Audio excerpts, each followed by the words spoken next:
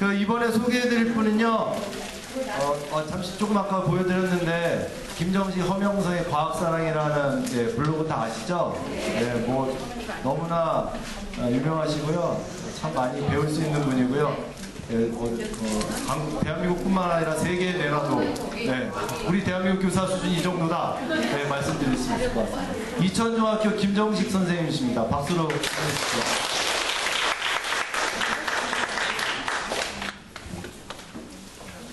째려보지 마세요. 겁납니다.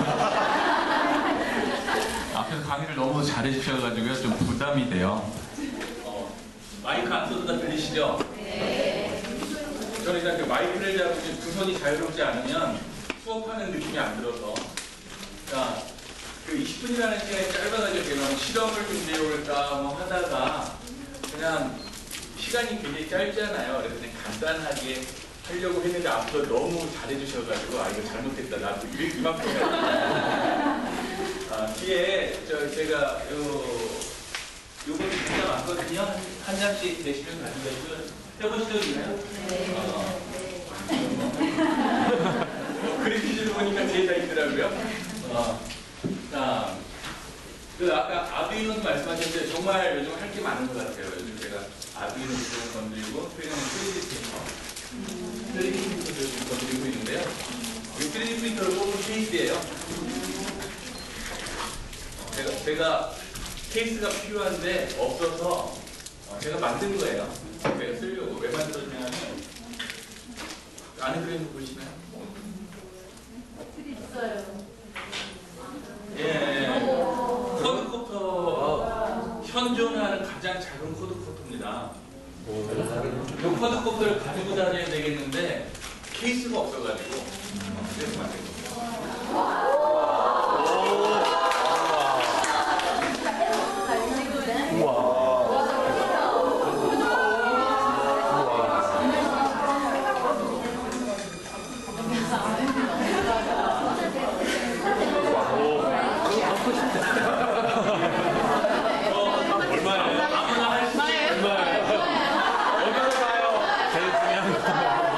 떴다 갈았는데만 이틀 걸렸습니다. 이게 손 감각이 그래서 그거 넣어가지고 하려고 3D 프린터로 케이스를 만들었는데요. 네, 이제는 우리가 상상할 수 있는 건 만들어낼 수 있는 시대가 됐더라고요. 아까 아두이노 말씀하셨는데 아두이노도 마찬가지입니다. 우리가 상상하는 건 다 구현해낼 수 있는 거거든요. 제가 작년에 그 아두이노 가지고 했던 거 잠깐 보여드리려고 띄워놨는데 작년에 그 아두이노 가지고 놀다가 만든 게 이겁니다. 선풍기하고 이게 아두이노거든요. 연결해가지고 이렇게 선풍기랑 아두이노랑 연결해서 뭘 했냐면요. 제가 자리에 가서 앉으면 그래서 제 컴퓨터 옆에 여름 내내 설치해놓고 있었습니다. 제가 자리에 앉으면 돌아가고. 왜냐면 제가 의자에 있는지를 감지를 해요. 거리를. 그래서 제가 막 이제 일하다가 일어나서 물 먹으라면 꺼지고. 그래서 가까이 가면 돌아가고 멀어지면 꺼지게 아두이노 보드를 만드는 겁니다. 그래서 이제는 간단하게 어떻게 응용하느냐의 문제지 방법은 이미 오픈소스이기 때문에 인터넷 들어가면 방법 굉장히 많이 공유가 되고 있거든요. 그래서 이제는 앞으로 어떻게 할 것이냐의 문제가 아닌가 하는 생각을 잠깐 보여드렸고요. 그 다음에 오늘은 제가 이제 골든벨을 가지고 왔습니다. 그림 퀴즈 해보셨죠? 그림 퀴즈도 혹시 프로그램 있는 거 아시나요? 선생님들 그냥 이렇게 그림 띄워서 이렇게 하시잖아요. 이렇게 뭐 이거 뭘까 이렇게 하는데 이렇게 하다 보니까 어려워요 사실은. 애들한테 문제를 풀면서 제가 느꼈던 첫 느낌은 못 맞춰요. 그래서 이걸 좀 힌트를 줘. 이거 뭐죠 이건? 영양소.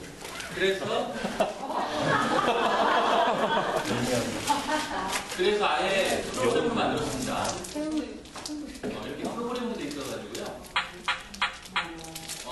문제 내다가 1단계 힌트를 누르면 최종이 나와요. 2단계 힌트를 누르면 받침이 나와요. 3단계 힌트를 누르면 한 글자가 나와요. 또 누르면 또 나와요. 그래서 이제 결국 저희가 아이들하고 수업한 데서 중요한 건 그 밀당이잖아요. 가져왔는데 애들이 아유 나 몰라 그러고 딱 두 손 놔버리면 그때부터 할 일이 없잖아요. 그렇다고 너무 팍 쉬워버리면 그냥 해놓고 아유 뭐 다 했네 그러고 또 놀고. 그래서 밀당이 중요하기 때문에 이런 거 제시할 때도 프로그램을 만들었고요. 선생님들 아이들 사진만 찍어놓고 있으면 그냥 그 데이터 폴더에다가 사진만 넣어주고 약간의 파일명만 변화시켜주면 바로 거기서 이렇게 뜹니다. 그래서 선생님들이 만드신 것도 필요하시면 하실 수 있어요. 자세한 건 제 홈페이지 들어가면 자세히 설명이 있으니까요. 나중에 보시도록 하고요. 자, 오늘은 그 골든벨에 대한 이야기를 하려고 해요. 선생님들한테 오늘 뭐 해드릴까 고민을 많이 했는데 수업 시간이 가장 많이 쓰는 게 좋겠죠. 제가 지금까지 만든 프로그램이 한 200여 가지 됩니다. 가상 실험부터 해가지고 자리 바꾸기, 학습 투표 뭐 이런 것들. 자리 바꾸기 프로그램 써보셨나요? 네. 한 200여 가지 되는데요. 그 중에 제가 수업 시간에 가장 많이 사용하는 프로그램이 뭘까요? 이겁니다. 골든벨. 그래서 이 골든벨은 저한테 큰 애착을 가지고 있고요. 이거가 제가 가장 많이 쓰다 보니까 제가 사용하기 가장 좋게 프로그램을 바꿔놨습니다. 그래서 오늘 이 골든벨 프로그램 활용하는 거를 선생님들한테 소개해드리려고 해요. 제 컨셉은 이렇습니다. 게으른 교사가 누구라도 할 수 있는 거. 쉬는 시간 5분이면 수업 준비를 끝마치고 다음 시간에 바로 써먹을 수 있는 거. 이런 게 제 컨셉입니다. 제가 남학교에 있다 보니까 아까 뭐 배우는 게 거꾸로 기실 다 좋은데요. 저희는 이게 현미경을 꺼내놔도 오늘 재밌는 실험을 해야지 이게 아니라 이거 고장나면 어떡하지? 저 접근을 못하게 해야 될 텐데 뭐 이런 것 좀 못하잖아요. 그러다 보니까 자꾸 이쪽으로 돌아서나고요. 제가 수석교사하고 있는데 저희 학교 선생님들한테 그렇게 얘기합니다. 배움 중심 수업으로 어떻게 해야 됩니까? 저희 학교는 하지 마세요. 우리 학교에서 섣부르게 시도했다가는 이런 수업 기법은 절대 불가능한 거구나. 이거는 확신을 가지고 하지 마세요라는 얘기를 하고요. 아까 애들 다루기 어렵다 그랬잖아요. 그래서 제가 작년 재작년에 생활지도도 저희 학교 만들어 놓은 거 있어요. 혹시 보신 적 있나요? 네. 거기 핵심이 그거죠. 죄송합니다라고 잘못을 인정하면 이불을 깎아주는 거. 그거 가지고 저희가 대박 났습니다. 자세한 거는 홈페이지에 올라와 보시면 제가 한 2년 동안 만들어 놓은 게 있어요. 저희 학교가 지금 2년째 적용하고 또 월요일날 제주도의 아라중 학교에서 또 저희 학교 생활지도 보러 오기로 했어요. 그래서 굉장히 좋아졌고요. 중요한 건 그거 같아요. 수업도 그렇고 생활지도도 그렇고 제가 생각하는 가장 중요한 핵심은 선택을 학생한테 주는 겁니다. 우리가 우를 범하는 것 중에 하나가 수업도 그렇고 생활지도도 그렇고요. 너 잘했어 잘못했어. 결정을 누가 내려주냐면 선생님입니다. 저희가 알아 몰라. 풀어봐. 왜 못해? 결정을 저희가 하잖아요. 근데 생각을 조금만 바꾸면요. 선택을 학생한테 던져주면 그러니까 제가 잘못한 지적을 했을 때가 죄송합니다를 할지 안 할지를 제가 강요하지 않는 거예요. 학생이 죄송합니다 하면 대신 그거에 해당하는 인센티브가 나가요. 벌점 2분의 1을 깎여요. 그래서 갈등을 없애면서 자연스럽게 우리가 원하는 쪽으로 바꿀 수 있다는 거예요. 수업도 마찬가지입니다. 수업도요. 너 이거 왜 못해? 뭐 이렇게 접근하기 시작하면 끝도 없죠. 거기에서 약간의 선택을 해서 조금이라도 알면 무한 칭찬. 뭐 그런 게 중요하지 않습니까? 자, 그래서 이제 제가 골든벨을 가지고 왔습니다. 이거는 오늘 저한테 배우시면요. 당장 돌아가셔서 쓸 수 있어요. 일단 한번 보고 하겠습니다. 이런 거거든요. 별거 아니죠? 자, 기존의 골든벨 프로는 똑같습니다. 누르면 문제가 나가고요. 정답을 누르면 정답이 나갑니다. 근데 이제 차이점은 뭐가 나오죠? 발표자가 자동으로 뜬다는 겁니다. 그래서 제가 문제를 띄우고 자 누가 발표해볼까? 이렇게 이름을 누르면 없어지는데 조금씩 움직일 수 있어요. 이지혜 선생님 어디 계신가요? 안 오셨나요? 정현 선생님 예, 정답은 뭐죠? 왜 이래?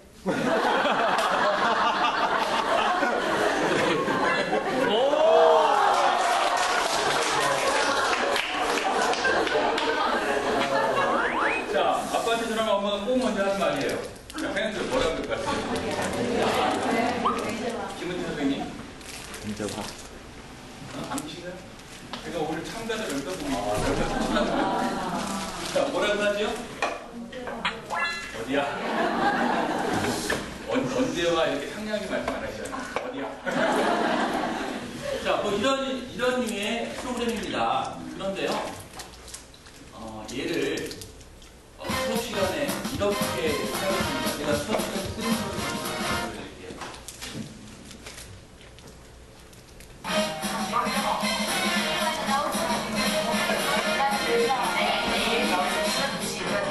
자, 일단 음악이 경쾌하죠? 작은 애들도 일어납니다. 그리고 중요한 건요, 이렇게 수업을 하시면 좋아요. 제가 수업하는 방법은 이런 식으로 판서를 하고, 아이들, 판서는 최대한 적게, 최대한 간단하게 그 마인드맵식으로 중요한 거, 소제목을 먼저 적어주거든요. 그게 학습목표입니다. 학습목표를 따로 적지 않습니다. 그러니까 빛, 그러면, 빛의 성질, 실험 방법, 유익점, 이런 식으로 큼직하게 적어놓고요. 그 소제목 읽어주는 게 학습목표입니다. 오늘은 빛의 성질을 배우고 실험 방법 배우고 할 거야. 그래놓고 이제 수업을 쭉 진행을 했죠. 이거 수업이 끝날 때 이 골든벨을 사용을 하는데요. 이렇게 사용을 하기 때문에 효과가 좋을 겁니다. 수업이 끝날 때요. 이제 문제 나가잖아요. 근데 자, 시작합니다. 내일 끝나고 선생님이랑 동시에 짝짝만 보는 거야. 네. 와, 내일 나오셔라. 자, 1번 암성, 주변 함정에 따라 없이 다른 함성으로 표현하는 선생님이 오늘 제목으로 적어줄 것 같은데. 자, 어떤 의미냐면요. 여기 지금 문제가 나오면요. 그 문제에 대해서 부연 설명을 합니다. 그러니까 단순히 문제 맞추고 답 맞추는 게 아니고 부연 설명을 하는데요. 여기 나와 있는 문제의 모든 답은 판서 내용에 있습니다. 그래서 누가 일어나서 답을 맞출 수 있어요. 그거는 아이들하고 무의식적인 약속이에요. 그래서 제가 문제를 내면 자기 이름이 걸려도 큰 부담이 없어요. 선생님이 형성평가를 해서 어떤 학생이 지목을 당해 일어났는데 못 맞췄습니다. 못 맞추면 어떻게 하죠? 그리고 걔가 그래서 A라는 학생은 알았고 B라는 학생은 몰랐어요. 그리고 끝났어요. 그럼 형성평가 뭐 하려 했죠? 어차피 B라는 학생은 어차피 모르는 거고 A라는 학생은 아는 건데. 그래서 그렇게 가지 않는다는 거죠. 아이들은 무의식 중에 문제가 출제되면 이 문제에 대한 모든 해답은 이 문제에 대한 모든 해답은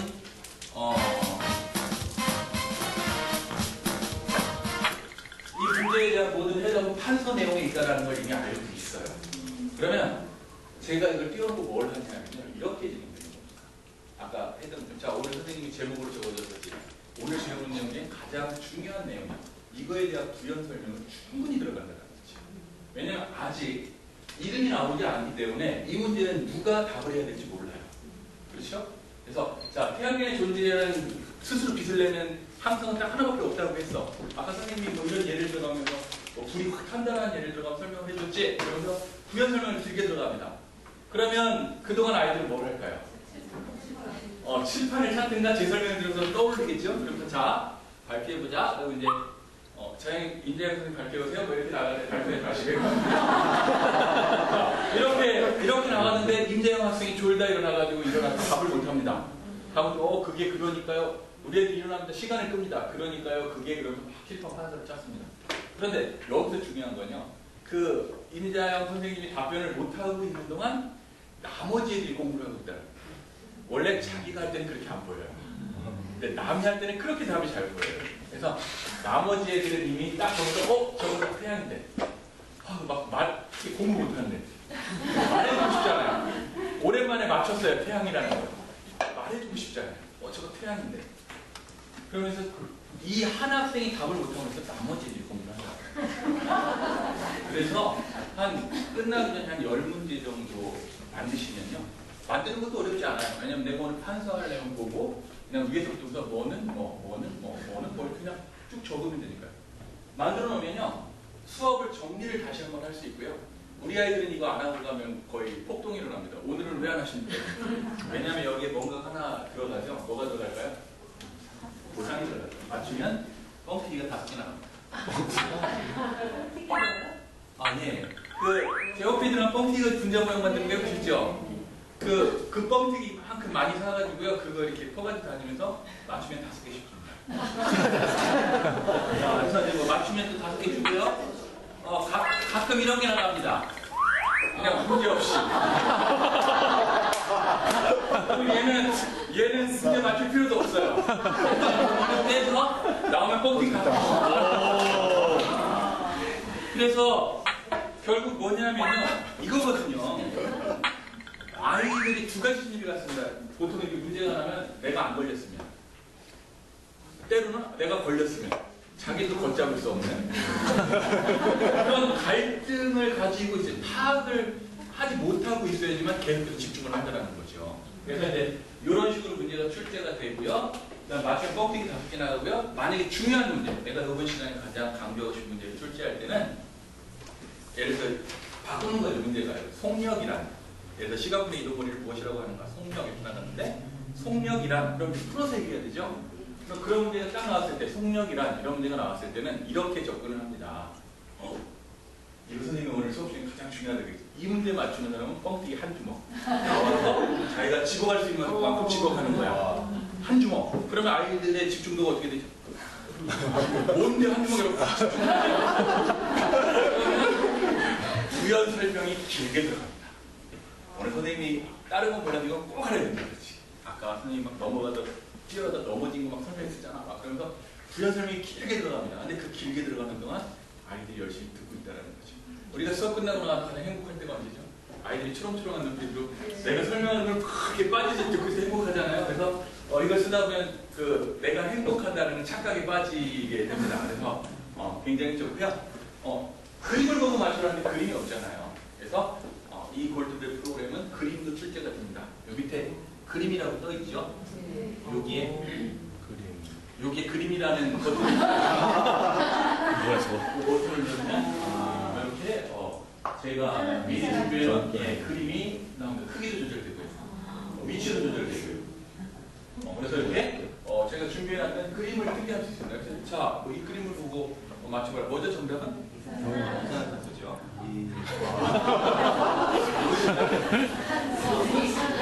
산 2개 하고 있잖아요. 소가 적었는데 탔어. 탄소. 이산화탄소. 자, 이런 식으로 그 진행이 돼 나갑니다. 그래서요, 적당한 보상과 적당한 그 문제, 그다음에 난이도는 저는 그렇게 생각합니다. 난이도는 굉장히 낮아요. 그러니까 아이들이 이걸 좋아하는 이유는요, 뻥튀기를 줘서 좋아하는 것도 있지만 이걸 좋아하는 이유는 문제가 나올 때 부담이 없다라는 겁니다. 부담이 없어야지 아이들이 참여를 하는 거죠. 너무 어려운 게 제시가 되면 포기해버리죠. 부담이 없다라는 거고요. 판서 내용에서 모든 게 나가기 때문에 그 수업 마무리할 때, 복습할 때 굉장히 유용하게 활용을 할 수가 있습니다. 그리고 이제 조금 더 응용하면 이건 수업 기법에 해당하는데요. 자, 예를 들어서 자, 임선희 선생님 넣어놓아야 한다. 이 중에 오류가 어떤 거죠? 잘못된 거. 저 중에 잘못된 게 뭐가 있죠? 다 맞나요?